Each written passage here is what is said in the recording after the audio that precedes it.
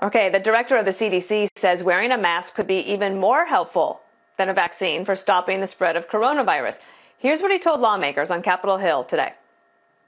We have clear scientific evidence they work, and they are our best defense. I might even go so far as to say that this face mask is more guaranteed to protect me against COVID than when I take a COVID vaccine. Meantime, the stalemate continues in Congress, which has yet to pass a new coronavirus relief package. House Speaker Nancy Pelosi says she will keep her caucus in Washington until Congress gets a plan to the president's desk. And joining me now, Louisiana Senator John Kennedy. Wonderful to have you, Senator. Earlier today, the president weighed in with a tweet about this stalemate in the Congress. Let me read it to you. He says, Democrats are heartless. They don't want to give stimulus payments to people who desperately need the money and whose fault it was not that the plague came in from China. Go for the much higher numbers, Republicans. It all comes back to the USA anyway, one way or another. And Nancy Pelosi saying that they will try to get something to the president's desk, but they're quite far apart. Where do you see things? Well, our problem is not the White House. Our problem is primarily with Speaker Pelosi. She and Senator Schumer have blocked every single coronavirus bill that the Senate Republicans have proposed. Last week, we proposed a coronavirus bill that all but one Republican supported that would have provided extra unemployment insurance money, money for testing, money to get our schools open, money for small businesses, money for child care, and every single Democrat voted against it. Now, recently, Speaker Pelosi has said, and I don't understand what she's talking about, Dana. She said, look, I've got this $3.4 trillion coronavirus bill, only part of which is about the coronavirus. The rest is full of spending porn that has nothing to do with the coronavirus. But she said, Senate Republicans, if you don't pass my bill, I am going to keep my House Democrats in Washington and not let them go home and campaign for re-election.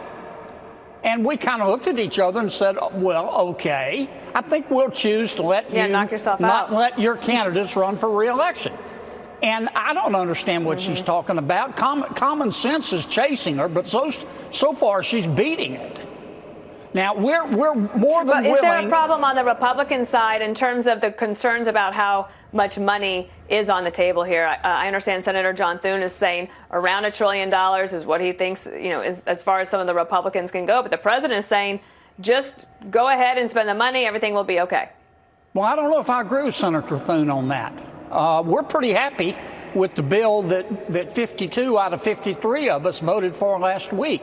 It's about $500 billion. That's a breathtaking amount of money. Only in Washington would someone call it emaciated. $500 billion is $500,000 million. And every penny of it is taxpayer money.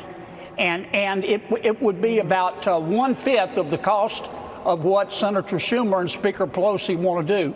Now, let me tell you what this is really all about, Dana. The Speaker and Senator Schumer care about one thing: bailing out California and New York. Now, I care about state government and local government, but state government and local government is not my first priority.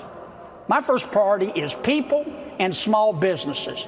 But if we would agree tomorrow to give them $1 trillion to bail out New York and California and their pension plans, they would agree to about anything we wanted to do. And I am not going to vote for that. You can write that down and take it home to Mama.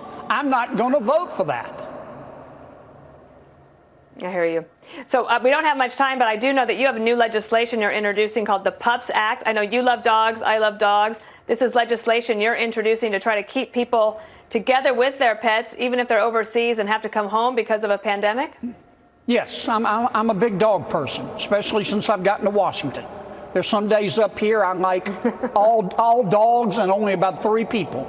This bill would basically say if you're overseas and you've got to come back to the U.S., say because of the coronavirus, you can bring your pet, your dog, your cat, your bird with you, and the pet can quarantine here in the United States. We had a case where a Peace Corps agent was brought back here, tried to bring her dog from Ghana, and the CDC wanted to send the dog back to Ghana and let her stay here. I had to call the head of CDC. Yeah. And pets are part of the family. They are indeed. Senator, thank you. Thanks for being on the show. We'll stay in touch with you on all of this. Thanks, Ms. Dana.